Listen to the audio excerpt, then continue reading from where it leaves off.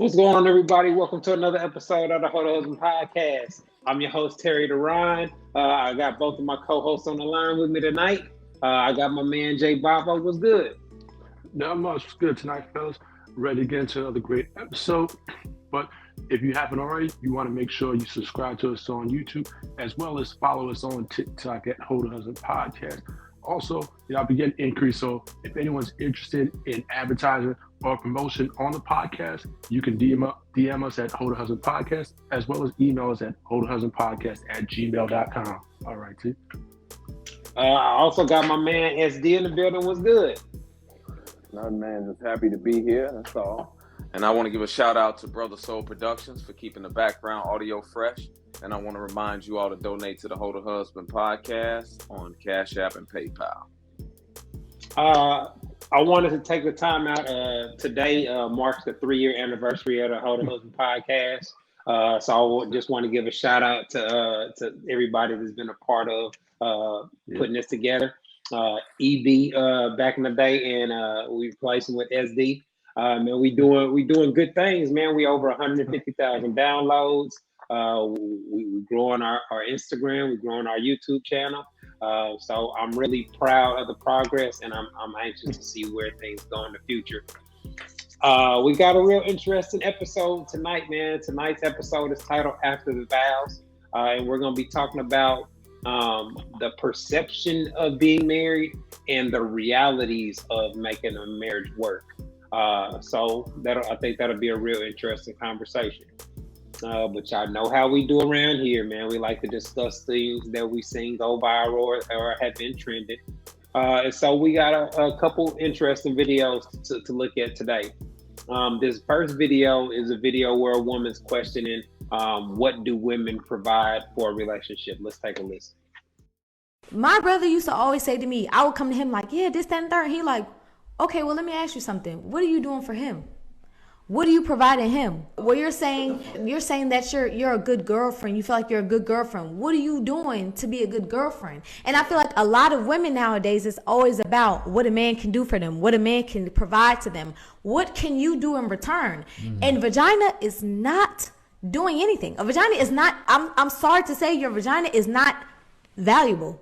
There are plenty out here. There are women out here that will give it for nothing. So you saying, well, he got to do this, that, and the third to get my vagina, that doesn't mean anything. Because there's a woman out there that will give it for nothing. You have to be more than just your private parts. You need to be able to be an emotional support. You need to be able to be, if needed, somewhat of financial support, somewhat of mental support. It can't just be about what a man does for you. I agree with everything she said, man. That's a real big part of the problem that you hear from men these days. The way that a lot of women view dating, or men in general, they view them as a transactional tool that they can get financial benefits from. So they don't really have a genuine interest in making sure his needs are met or that he's actually happy. All they really care about is how much you make and what can you do for them. I have a very strong feeling this chick is gonna be labeled a pick-me. What y'all think? I got a strong feeling her page gonna Be deleted by tomorrow. I got that strong feeling. That's typically how it goes. But you know what, man? A lot of the women out here, man, when you actually talk to them, somebody had asked me the other day on my page, what's the percentage of women that I think are delusional in the date, as far as the dating market goes, in the dating world, and I think it's somewhere around 80 to 90%, man, because of different things. Go ahead. I was just about to say it's gonna be high as hell. Yeah. Pandering, the church, everybody panders to women and feeds them this utopian idea of how things are supposed to go. Yeah, and then you got all of these here people telling them they're prizes, right? And a lot of them take that type of stuff from the Bible. And when you ask them, like she said, why are you a prize, or why are you quote unquote special? It's really geared around sex a lot of times. That's why when you say, hey, well, what you bring to the table, just in podcast questions, not on dates or anything like that, just out on the street, a lot of them don't know how to answer. They say, I am the table. I don't need you to bring the table. Men don't go to women for them to bring the table. because he's expected to bring the table, right? As a man, he's expected to be the provider. We want you to have the napkins, the spoons, and the forks and the knives, right? We want you to come with the nurturing, the nurturing spirit, the knowing how to keep a home, the submission, the femininity, the reasonableness and accountableness that you bring into a relationship to help me grow as a man. We want those things. And a lot of women nowadays don't work on the mental aspect of what a man wants. It's all physical. That's why they go get BBLs and titties and eyelashes. But then when you mention the word submissive, they are out of their minds. Like, no way I'm going to do that with you. Because outside of physical things, mainly sex, they really don't know nor care what most men want from a woman, unfortunately. Yeah. What about you, Jay? Yeah. I definitely agree with everything she said. It's this mentality. A lot of these women want to hold for the highest bidder, and they want to get something for nothing. They're not offering anything tangible but sex. And sex is intangible because think about it, you're having sex for about, on average, 15 to 30 minutes, an hour at the most. Then what is 23 more hours in the day? So what are you going to do in between that time? And, even if you're drop dead gorgeous, right? Like they say, looks eventually fade. Even if say you were 9 or 10, how you gonna look when you 50 or 60? Yeah, I mean, a woman's mentality on just her perspective on that matters a great deal when it comes to selecting a wife. But I wanted to bring up, man, there was this post that went viral this week that I ended up reposting over the weekend.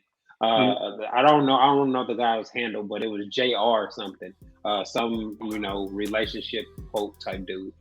And he put up a post where it said, I make 3 times more than my woman. She's been able to pay off her student loans and fix her credit, you know what I'm saying? And build up her savings, all that.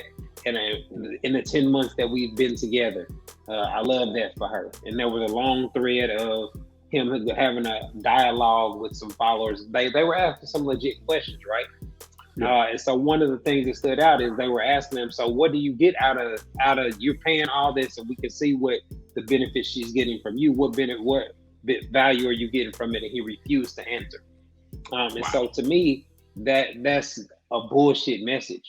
Like, it's not in a man's best interest to just provide for a woman 100% and then just hope that she does something. No, he said she gives him spiritual fulfillment or something, like inspiration. Like, but that's not even anything that's tangible. That's relative. What that is for one person is going to be different for the next person. So we can't even clearly define that.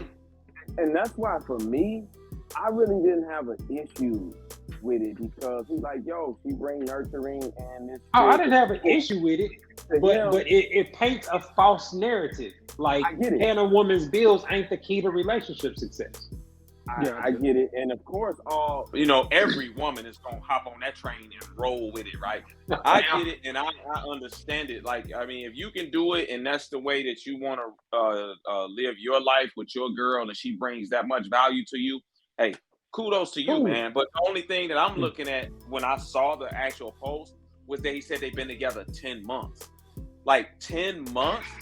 Like, I mean, that's kind of soon for paying everything and then she paying off this, unless he's planning to propose to her within the coming months or weeks or whatever the case. Then I get it. Like, I understand it. But, so it all depends to me on their level of relationships. And for him, she's worth it. So she might be his wife in a year or two. So, I mean, he didn't seem like a guy that was just a corny, simpish fool out there.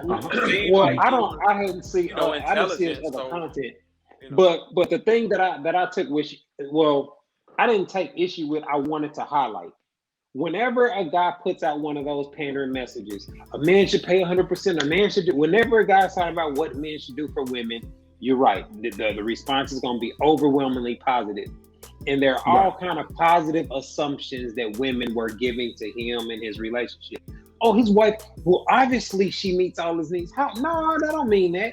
Like, if a man paying 100% of the bills meant everything was going to be all good and all gravy, millionaires and billionaires wouldn't get divorced.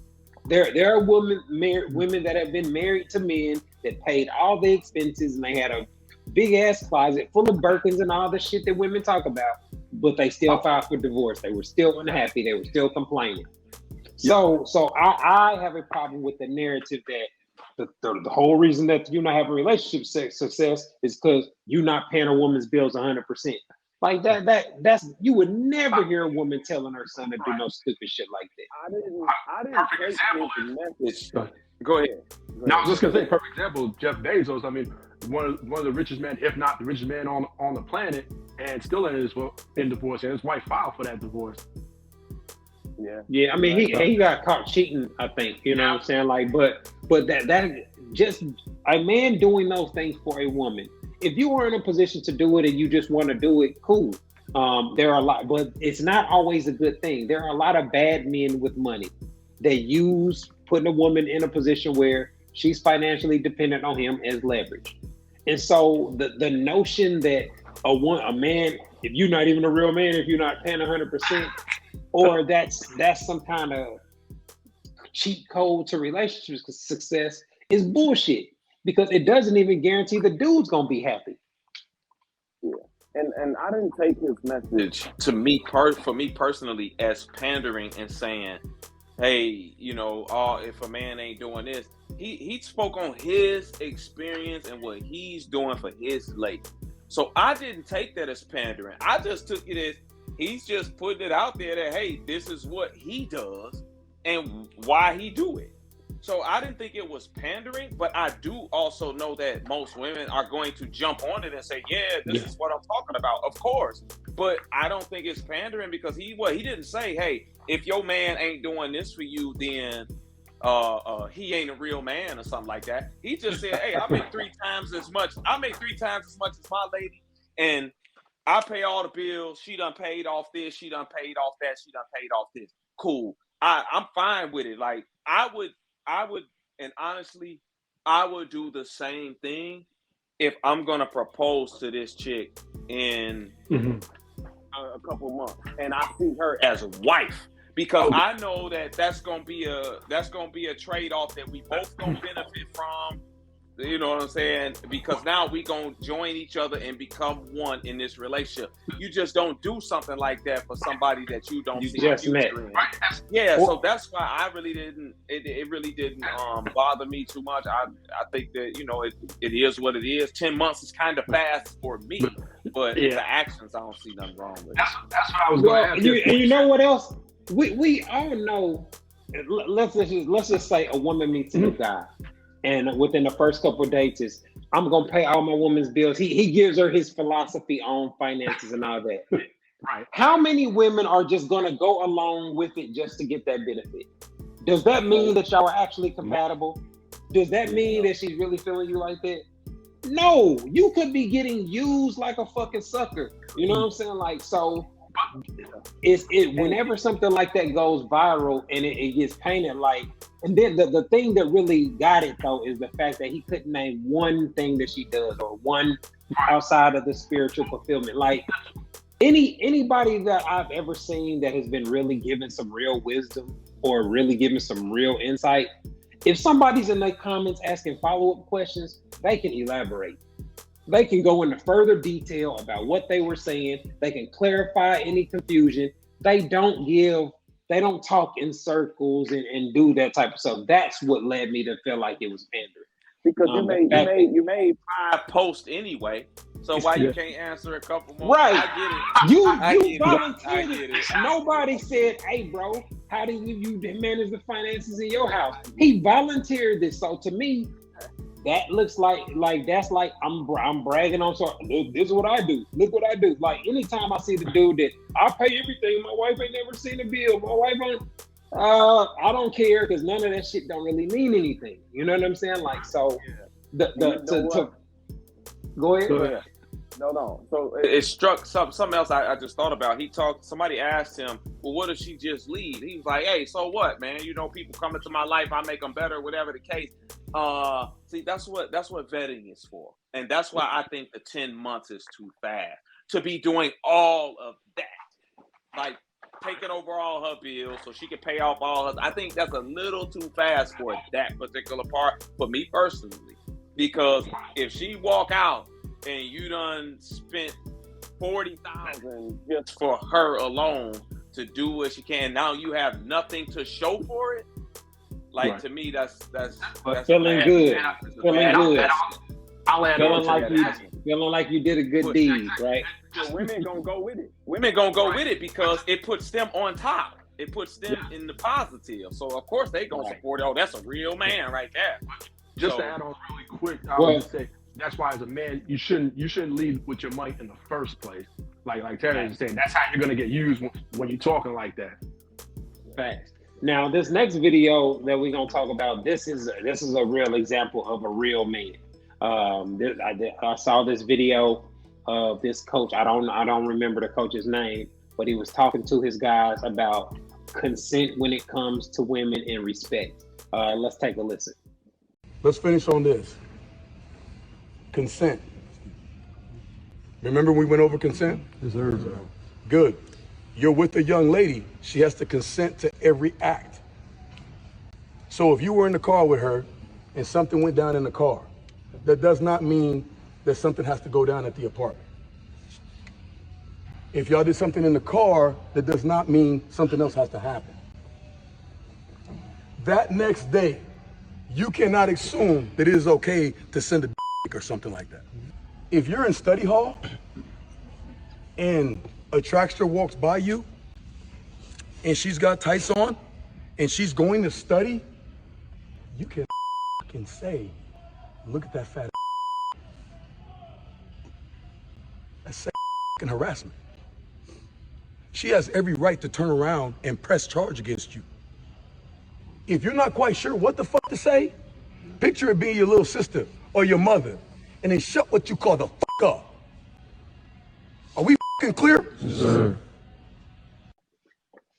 Loved it. Yeah. I love when men are direct and they are talking and schooling young men on how they need to maneuver. That's the role that when we talk about single moms, you need a coach like that in your son's life to be able to school your teenage son that may be bigger than you or stronger than you or not be listening to you. So I really love the video. So I definitely have to share it on my page because we need more of it. You know, a gang member, a gang leader can have the same type of leadership skills and be using it in the wrong way. So for a coach to be talking in specifics about what it means to prevent these guys from being charged up, because that's a very, very serious thing. Yeah. You know what, man? It's such a slippery slope nowadays, man. Because the fact of the matter is, I mean, if we really want to be real with it, you can have consent on Monday, but then on Wednesday, she feel different. That's just the reality of it. You know what I'm saying? To where she's like, you know what? I really only did it because I felt under pressure because I was with you. So he's absolutely right in his message. Like, yo, you got to watch what you do. It don't, a woman don't owe you anything just because y'all was kissing and touching in the car. She might have changed her mind from the car. Changed her mind. Yeah, and that's perfectly fine. He is 100% right. But it's such a slippery slope, man, out here, period, that you have to be careful and vet whoever it is that you deal with to make sure that everything that you do is okay and that they are okay, that these women are okay. Because I rarely see this type of stuff from men. But that these women are okay with whatever is going down.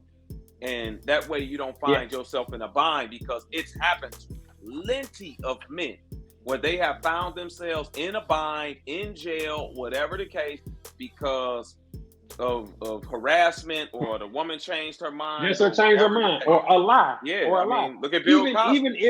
Even if you smashed a chick, or even if things were all good. It's funny that you said that, because I had a situation when I was in the military where I was falsely accused of rape. And it was a situation like that where we was in the process about to have sex. My phone rung, and then she changed her mind while I was on the phone.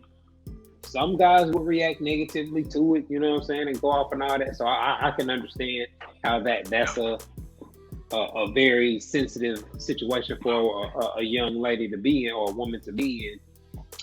But I know guys these days, due to all the stuff that's going on, they have these conversations through text, so they have a written conversation of the back and forth about what they're gonna do when they link up, etc. So I know guys that use that as a method of trying to protect themselves or to confirm consent. Yeah, No, well, you know what I'm saying? You Pull out the phone and be like, go ahead and smile for the camera. Yeah, like why you doing it? But no, hey man, he hit this right on the head, and I think there needs to be, this needs to be discussed, especially at colleges, because this stuff happened. Like we see this stuff. Like it was It was a player from Wisconsin. Was it about 2 or 3 years ago who got accused, and same thing with the dude at Baylor. I forget his name as well. That happened. Countless games. Yep. Yeah, they just had two. Go ahead. Actually, I have a similar story to when you talk about the text message. When I used to coach college, last school I was at a small Division II in New Jersey. During the team meeting, first team meeting, we would talk about this stuff and like, hey, listen, make sure he says yes. And one of the players were actually accused, I think, the year before, and that's just what he said. He said he kept the text message, kept receipts of their discussion. So he had, there was no charge or anything brought up against him because of that. So that's a great point you brought up there. CYA, man, you gotta cover yourself. You know what I mean? Like, it ain't necessarily you spying on nobody or whatnot, but he say, she say ain't good enough. You know what I'm saying? In today's day and age. Yeah, so you gotta, and I don't even know if that's enough. I'm not a lawyer or nothing. I'm just, I've heard guys tell me, I've been out the streets for a long time. But I've heard guys say that that's what they do. But man, because in the situation where I got out or that happened with me, I always thought like, what if? Because what happened was we was making out, I was fingering her, playing with her or whatever, and I was going to my nightstand to get a condom, and that's when my phone rung. But I was always thinking like, what if I had stuck it in? Like, what if I had been on some, let me stick the tip in, or let's, you know what I'm saying? Like, because then I would have been asked out. You know what I'm saying? Like, my DNA would have been in there and all that. Like, so the rape kit would have came back. You know what I'm saying? Like, so just a small little thing like that, you know what I'm saying, could be a major difference in a guy's life. So shout out to the coach, whatever his name is. I apologize for not knowing the name, but I'm definitely impressed with the actions. And that's the type of coach that I want coaching my child. Yeah, that's what we need. I mean, for our young men. And because the fact of the matter is, a lot of them growing up without a dad, so a lot of them ain't really hearing a lot of that stuff when they coming from the inner cities, which a lot of these D1 athletes are coming from the inner cities with single moms. So they need that type of male masculine figure to talk to them a certain way, because a mom or a woman counselor or somebody, it don't ring the same when you talking to a young man. It don't. And you know one thing that stood out? What's that? His tone, his word choice did not matter.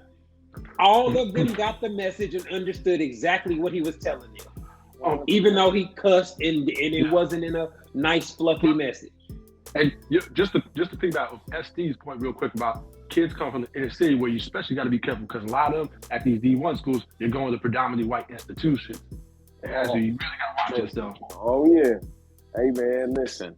It happens, man. So hey, I've never had no issue like that. But just about a month or two ago, it was 2 Ohio State football players that were supposed to be NFL draft picks that have been in jail or fighting this trial, a rape trial, from a girl from school, and they both got acquitted of it. And now they like, man, how can I continue playing football? We got kicked off the team, and now they trying to pick up their careers and try to get tryouts and stuff. And it's messed up because it can derail your whole career being around the wrong woman. Some of them lie, and that's the wrong woman I'm talking about, not the ones that's actual victims of men that do things that they should be doing.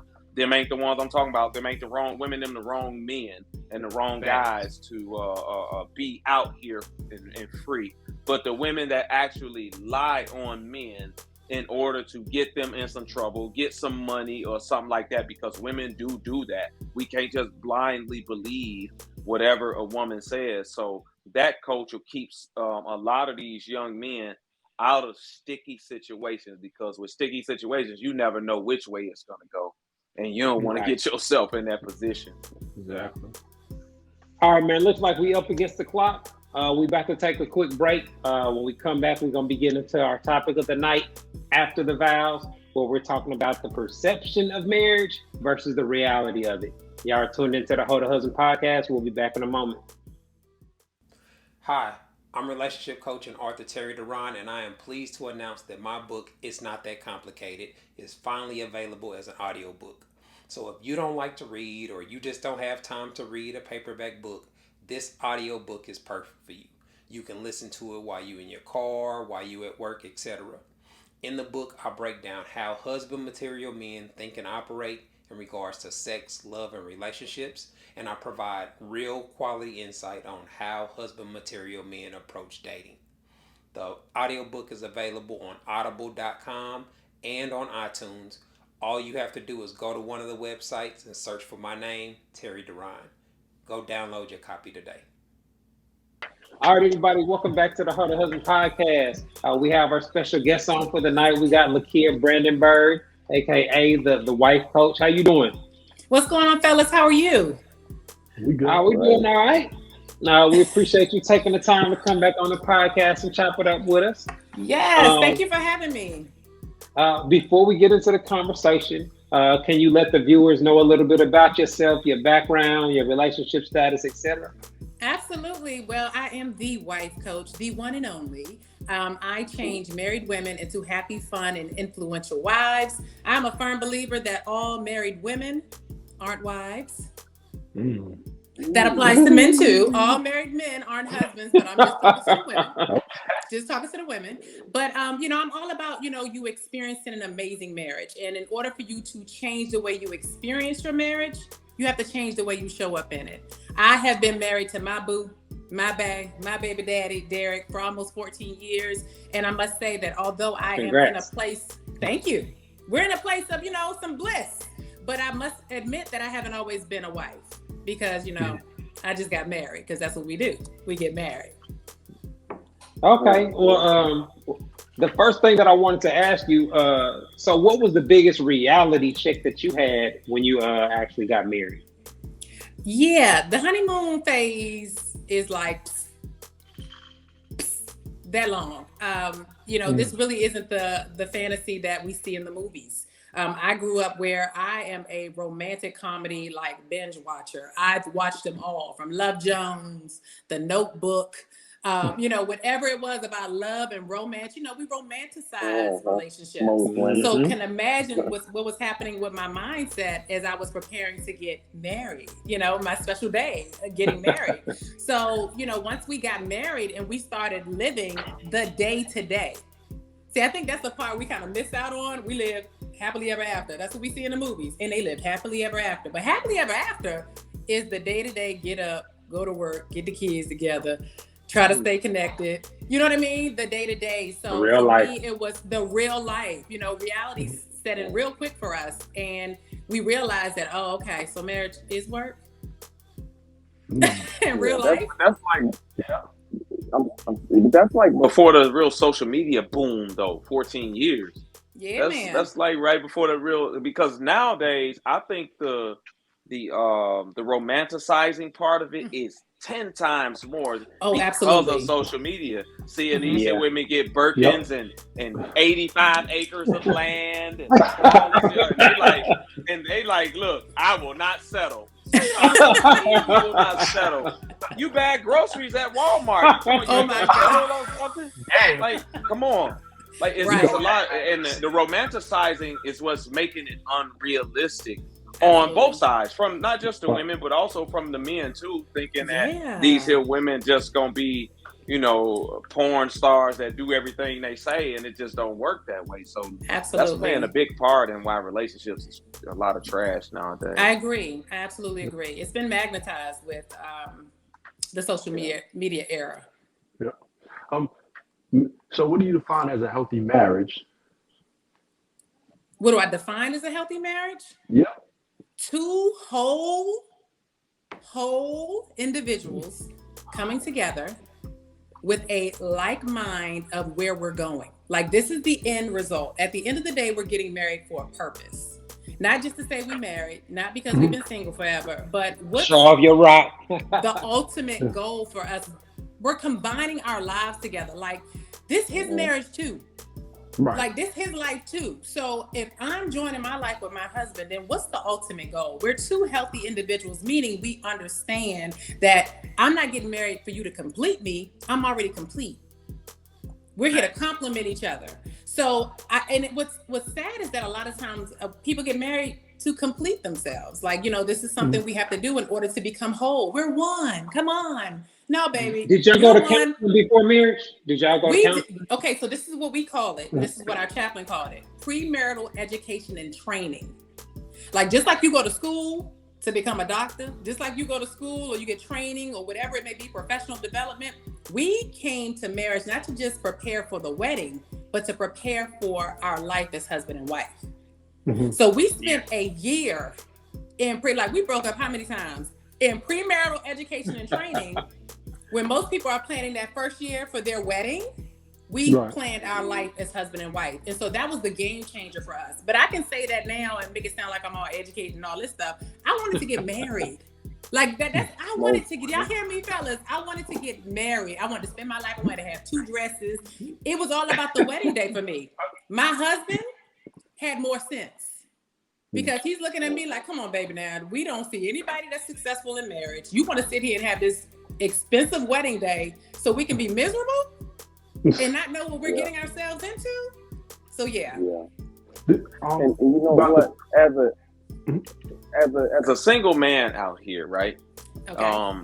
And dating and trying to, because I would like to get married one day. But one thing that I don't see a lot of, and hardly ever, is women really caring about what the men want when it comes to relationships or marriage. And I mean single women. I ain't talking about women that's already married that can tell you certain things. I'm talking about the single women, because for me personally, as a man, the way I feel about it is like if I get into a relationship or a marriage, I'm there to serve my wife. Correct. Right? If I get married, like that's just what it is. And your provide, family, protect, and lead, and structure the family, right? You know what I'm saying? I just don't hear that coming from the other end. It's a lot of why do I need to follow? Yeah, like I ain't gonna be a slave. I ain't gonna. Yeah, like, hold on. That's what makes me be real standoffish with I'm sure getting married and risking everything that I've attained in the process. For a marriage where somebody just wants the wedding and not really the marriage, because a lot of women nowadays just really want the wedding so they can hop online and say, yep, look at me, I got the ring. I wanted to ask you, so since you said that you were in that mindset where you wanted the wedding, how can a guy identify a woman that has that mindset? Oh, it's not hard. A woman that got that mindset, that's all she talk about. Yeah. See, I was planning the moment my husband was going to propose, like how I was going to act, what I was going to have on. And where did this come from, though? See, when we get serious about marriage, because at the end of the day, marriage is an assignment. Like, I had to start approaching it. I had to grow up. I had to really start changing my mindset on how I saw marriage. The whole thing was I was conditioned to believe that marriage was one way and it was the other. I was in a fantasy world. So a man it's not going to be hard for him to see it, because that's all she's going to want. Now, if she's speaking about family, if she's speaking about lifetime happiness, if she's speaking about growing and multiplying our, leaving a generational wealth for our children, now that's a whole nother mindset than, oh, what am I going to wear? Am I going to have a Vera wing? Am I going to wear, like if she's into all of that, that's a whole nother, And it's not that she can't have that. But she has to understand that you're a bride for one day, you're a wife for the rest of your life. Yeah, I think a lot of women. I was gonna say, I think a lot of women actually prevent themselves from ever reaching that point because they try to press the fast forward button. They try to throw hints and bring it up all the time, and they don't allow things to organically reach that point. So I try to talk to on my page. I explain why being anxious to get married or all that usually does the opposite. But it's very hard to get the specific details on what to look for. Go ahead. What you were saying, SD? I had a close friend. I was in his wedding, fitted everything, and he wound up calling off the wedding because of those things, because she wasn't willing to compromise on nothing for his family. It was all what she wanted or no way, and he wound up calling it off. Broke up with her, and then he got married like maybe 3 years after that. He wound up getting married to somebody else, and it was like, man, she shot herself in the foot, for lack of better words, by being what they call now a bridezilla. I don't know if y'all ever seen that show. Women be on this show, and that's all they want. Like, you could tell when you talk to a woman, like the wife coach said, man, that's all they talk about. It ain't got nothing to do with future. It ain't got nothing to do with us as a team. It's me, I, and what I want. What you want don't really matter, because it's my to me, day. That's a failure on the guy's part. You know what I'm saying? Like, a guy that even is in a serious relationship with a woman like that is an epic fail to me. Well, how did they get that far? Like, how did you get to the point where you were fitted? Were you in the other wedding with the new wife? They got married at City Hall. Okay. Hey, that's it. She was. See what I'm saying? That was the one. She was like, whatever. I don't want to spend all that money. And he swallowed 20 grand. He swallowed it. He was like, whatever. I don't care about the money. He swallowed the 20 grand just to get away from it. And the new wife was like, we ain't got to do all that. I'm fine with a ring, and we go to City Hall and then go on honeymoon. And that's what they did. So. Yeah, that's what I look for in a woman. Like, I ain't trying to lowball you, but I'm 40 years old. Like, I ain't finna go spend $50,000 on no wedding. I'm sorry. If your daddy want to do it, that's all right. I ain't doing it. So what are your thoughts on a lot of people, they want to be brides but don't want to actually be wives? What are your thoughts on that? I think they should stay single. You know, like I said, your whole approach to marriage has to be different if the goal is for it to last forever. Like, not just my whole thing. Nobody gets married to get a divorce, but ain't nobody signed up to be miserable either. So if you know that you're getting married on an assignment, like, my life is going to be better because I'm connected to you, and your life is going to be better because you're connected to me. It's a whole nother mindset of how we approach marriage. So if you see that she's just focused on, okay, the honeymoon stage, or, you know, oh, let's get married, and, you know, I can now put it on social media. Like, what are we doing here? Just stay single and enjoy your single life. But when it's time to combine a life with someone, this is serious. Like, marriage is one of the most important decisions you could ever make in life, like business. So I was reading somewhere that the wealth transfer to women, over 90% of it is through divorce. So I wanted to ask you, what are your thoughts on women that are against a prenuptial agreement? I feel like my husband and I are two full-time entrepreneurs. We came into marriage and kind of approached marriage like a business. Not that we run our marriage like a business. In a way we do, because the goal is for it to be successful, for us to profit, right? So if somebody is against the prenup, I think it's first important to understand why. Like, what is the connotation of prenup? What are the benefits of a prenup? What are the pros and cons? Let's look at it from that perspective. If she says no, there's a reason why. Find out what that reason why is. Talk through the stipulations. You're not looking at it as, I'm looking in case we get a divorce, or we're setting ourselves up to be, you know, to not make it to forever. But in the event that we do, 55% of marriages end. Let's look at the facts.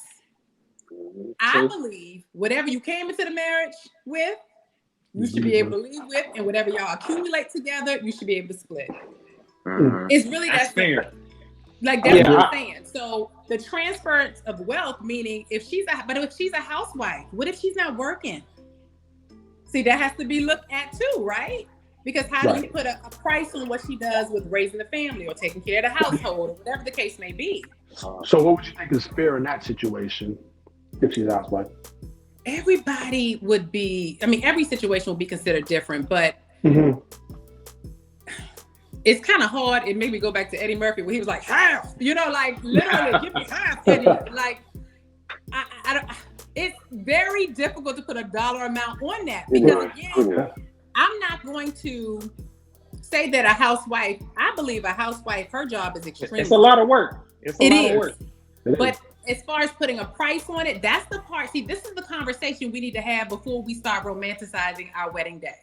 Let's get real serious. Well, from my understanding, when a couple's going through the process of getting a prenup, they both sit with their lawyers and they put it together. Mm-hmm. So a woman would be able to express what she thinks is fair. They would be able to come to an agreement on if we're married this many years, you would get X, Y, and Z. And so when we talk about it on my page, the women make it seem like you're already thinking about divorce. Well, how can you not think about the possibility of divorce? Like that, they want men to make these life decisions without no consideration about the possibilities that could happen. Well, I mean, when we make considerations on life insurance, we make considerations on, we put wills in place, we put things in place to protect. At the end of the day, we have to start looking at it like that.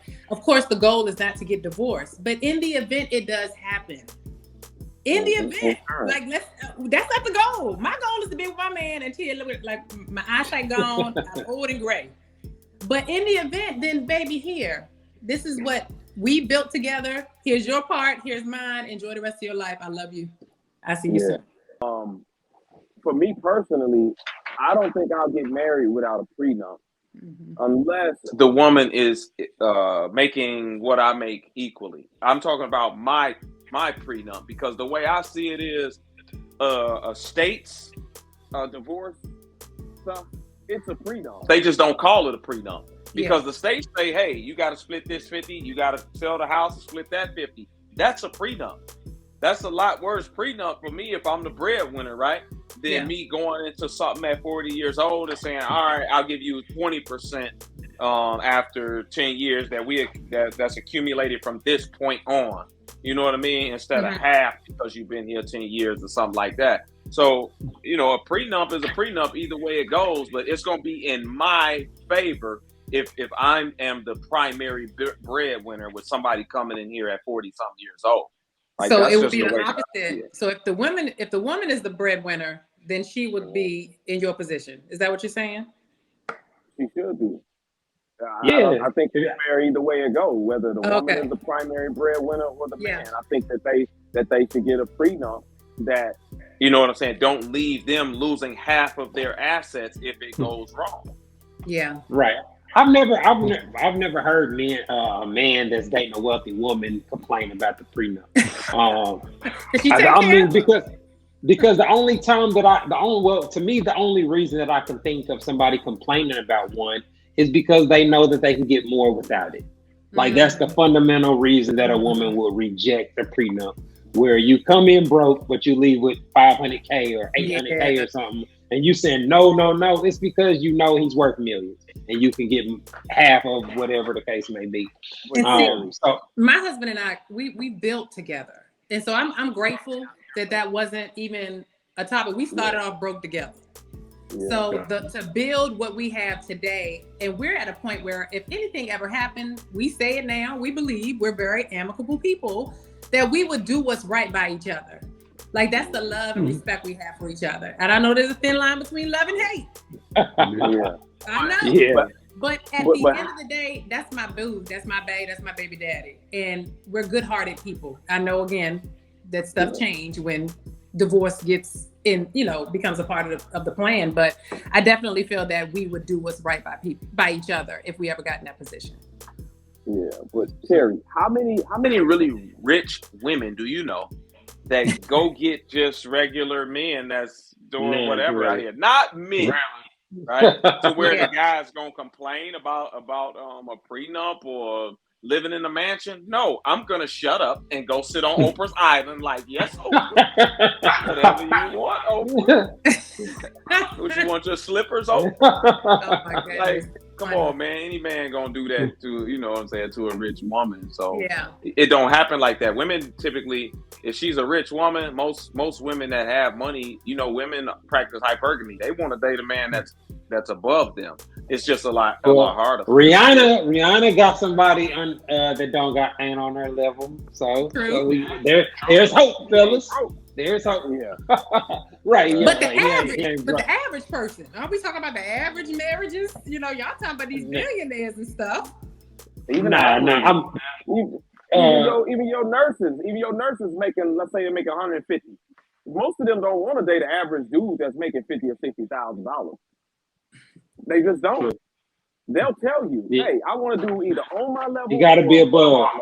That's why they have so much trouble dating, because the more money a woman makes, the more she moves herself out of the dating bracket. That's just the reality of it. Yeah, but it's in their best interest to do like you did. Get with a guy when he's on the first or second floor and ride the elevator up with him. But most women don't want that. They want to meet you right at the penthouse, and they want you to come provide 100% of a luxury lifestyle, but that they couldn't afford on their own. Right. So I think those kind of, personally, I think the one of the biggest factors that has pushed expectations to this unrealistic level is reality TV. And that and social media, because they see all these reality show chicks that you just a baby mama, but now you're a household name, or you somebody that you representing brands and making 6 or 7 figures just off being cute and because you got a BBL. So it's a lot of the, I want to live that type of lifestyle. Oh, go to brunch in a Range Rover and go shop and do this. Like the fantasy parts of being richer or being a wife or whatnot. And and they're not even wives. The majority of them. Not. Nope. So how are you on the Real Housewives of anything and you're not even a wife? Like, how is that not a qualification? You have to be married in order to be on the show. But it's not. Never so been again, that though. No, that's not even taking the assignment serious. I just need to live the lifestyle of a wife, and it's all good. Hop out a baby by a baller. We'll call you a basketball wife. Yep. That's the qualification. Because 90% of them ain't been married or ain't married or whatever. Or divorced. They just a baby mama to a ball player, so they get on these shows, and the women think that, oh man, I can get this too. So they dream of this lifestyle that they feed in their minds every day, and then come out into the dating world and think that it's supposed to happen, and it don't. Yeah, definitely. The reality is not matching. So I got a question for you, real quick. Reality. real quick. There was a wife that wore a sheer shirt to a spot where she had her titties out.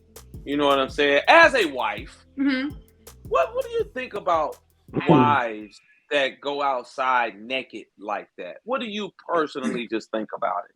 Well, as a wife? First, was she with her husband?